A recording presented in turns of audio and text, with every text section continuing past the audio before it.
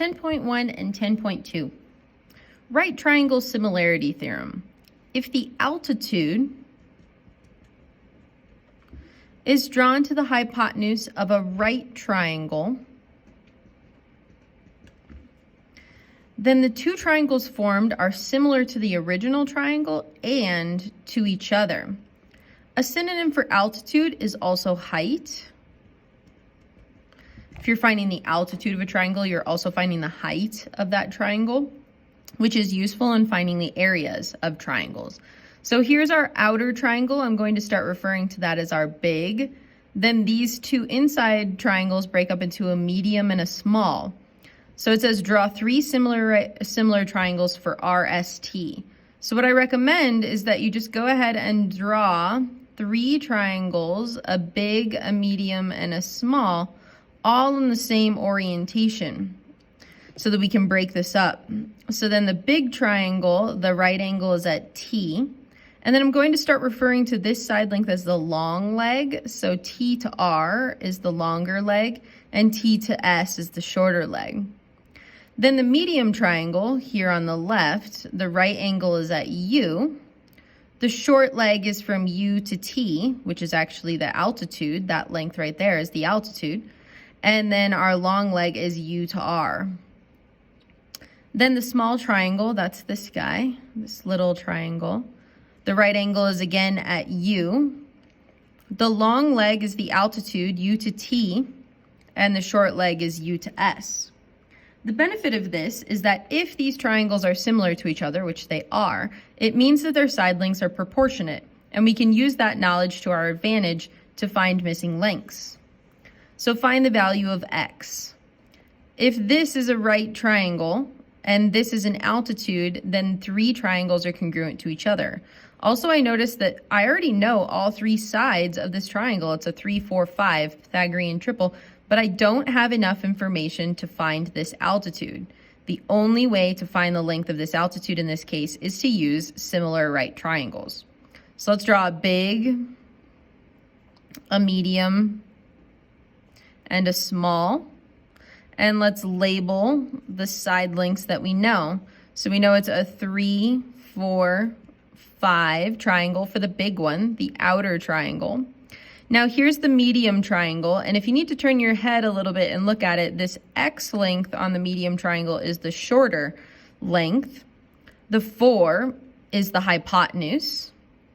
And on the small triangle, we know this is, again, if you need to turn your paper, this is the long length, or the altitude is x, and the hypotenuse is 3. There are many different ways that you can set up this proportion. You can do the medium triangle compared to the large, or the small triangle compared to the large triangle to find this missing value of x. So I'm just going to do the medium to the large. So x is compared to 3 as 4 is compared to 5. Cross multiply, 5 times x is 5x, 3 times 4 is 12, x equals 12/5. Go ahead and pause this video and try the second one on your own.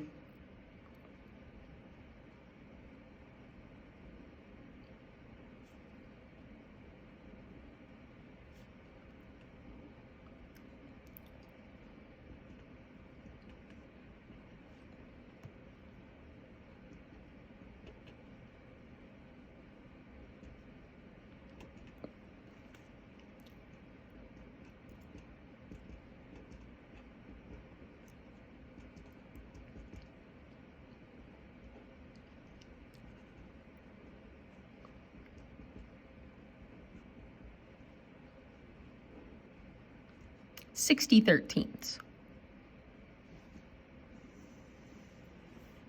The geometric mean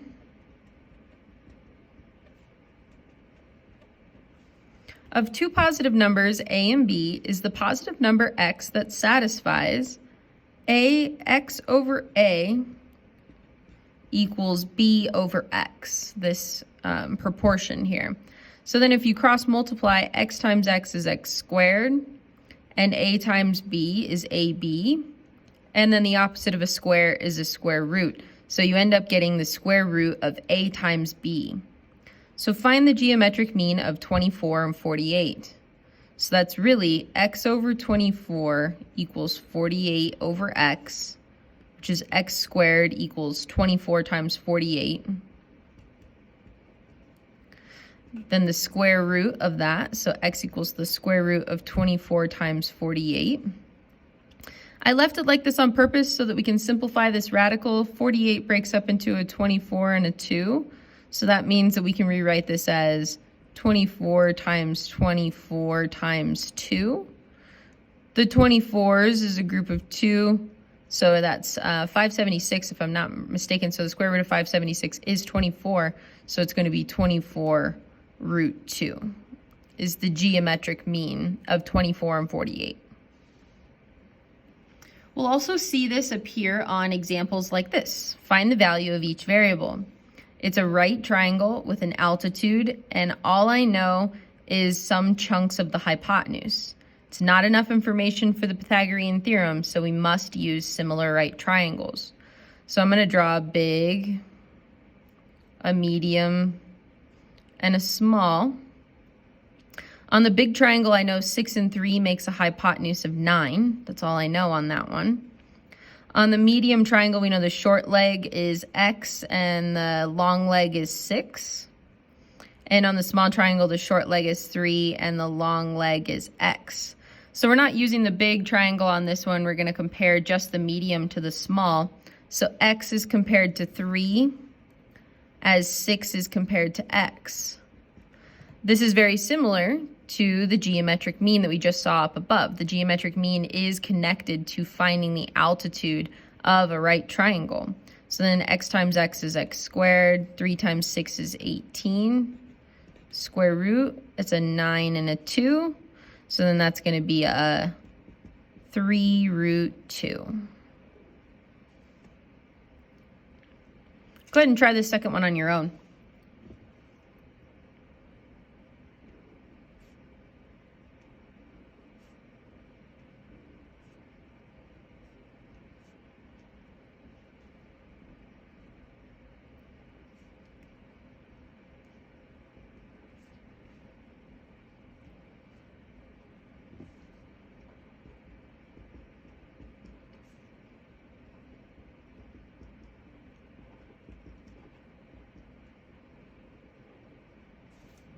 Square root of 14.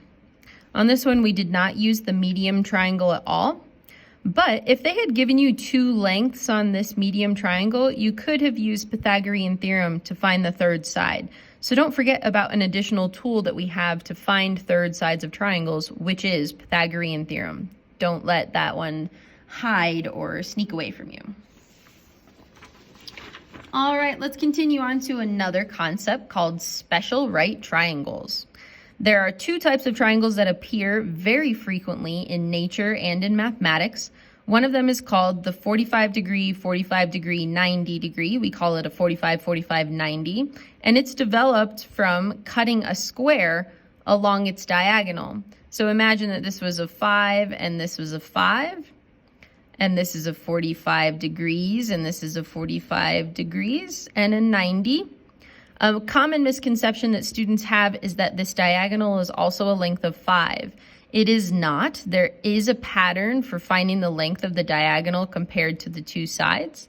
A 45, 45, 90 is an isosceles right triangle that can be formed by cutting a square in half diagonally. In a 45, 45, 90 triangle, the hypotenuse is the square root of 2 times as long as each leg. So if this length is x, then this length matches, it's isosceles, x and x, and then the length of the hypotenuse is x times the square root of 2. So on this example, if this was 5 and this was 5, then this hypotenuse would be 5 times the square root of 2. So in words, if you want to find the hypotenuse, then you take the leg and multiply by the square root of 2. So that's the pattern in words. The hypotenuse equals the leg times the square root of 2. So let's try some examples. Find the value of x. If this is 45 and a 90, then that's 45. This is half of a square.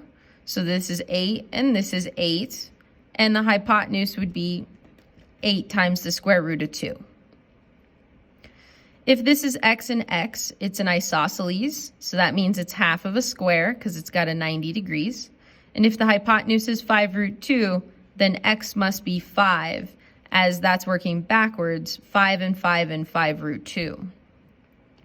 Now let's take a look at this third one. This one is not in the pattern that we like it. Normally we would like it as 5 and a 5 and a 5 root 2, but this one has 5 root 2 as the leg. So we're going to use this pattern to help us work backwards. The hypotenuse equals a leg times root 2. The hypotenuse is missing x. The leg is a 5 root 2, and then we multiply it by another root 2. The square root of 2 times the square root of 2 is just a 2, so that's going to be x equals 5 times 2, or x equals 10. So the hypotenuse is 10. Same thing here. Here's a hypotenuse of 9. It would be nice if that was a 9 root 2. It would fall into the pattern nicer, but that's okay. We can work backwards. The hypotenuse equals a leg times the square root of 2. The hypotenuse is 9. Our leg is our missing value of x times the square root of 2. Divide by the square root of 2. 9 divided by the square root of 2, but that is not a nice answer, so we simplify it using a fancy form of 1. The square root of 2 divided by the square root of 2. 9 times the square root of 2 is 9 square roots of 2. And square root of 2 times square root of 2 is just a 2. So the nice simplified final answer on this one is 9 square root of 2 divided by 2. So that was half of a square. 45, 45, 90s come from half of a square. The second triangle that appears a lot is what's called the 30, 60, 90. And the 30, 60, 90 is half of an equilateral triangle. We know this is equilateral if the corner angles are each 60 degrees, which makes this corner angle 30 degrees, and the altitude that's drawn down is a 90-degree angle. We've seen this a bunch in regular hexagons. So each regular hexagon has side lengths that are the same length. So for example, if this length was 6, then this length down here would be a 3. So there's a relationship of 1/2 between the shorter leg and the hypotenuse. So in a 30, 60, 90 triangle, the hypotenuse is twice or double as long as the shorter leg. 6 is double the length of 3. Then there is a pattern for finding this third length. We very often are trying to find it as an apothem inside of a regular hexagon, but you can also consider it the height of this equilateral triangle. That height of the equilateral triangle is the square root of 3 times as long as the shorter leg. So as opposed to a 45, 45, 90, the 45, 45, 90s had square roots of 2s, but in the equilateral triangles, 30, 60, 90, they have square roots of 3. Notice that this diagram is laying down on its side where the 30 degrees is not up in the orientation that we prefer. So if you need to turn your head to visualize it as an equilateral triangle, that might be helpful. Everything is in reference to this shorter leg. So this shorter leg is our value of x. Then you take that value of x and you double it to get your hypotenuse. The hypotenuse is double the length. And then you take your shorter leg and you multiply it by the square root of 3 to get your longer leg. So in words, if you want the hypotenuse, then you take the short leg and you multiply it by 2. If you want the hypotenuse, you take the short leg and multiply by 2. Then if you want the long leg, you take the short and multiply by the square root of 3. So there's the patterns in words. The hypotenuse is double the short. The long leg is square root of the times as long as the short. Here's some examples. Here it is in the orientation that we don't like it. Again, it's laying down, but that's okay. This is our short leg, so y must be double that, or 18. And the long leg is the square root of 3 times that, so x equals 9 times the square root of 3. I knew it was a 30, 60, 90. All right, this one's 4 and a 4 and a 4. I can see that 2 and a 2 makes 4, so it's equilateral. So our height is going to be our short leg times the square root of 3, or 2 square root of 3.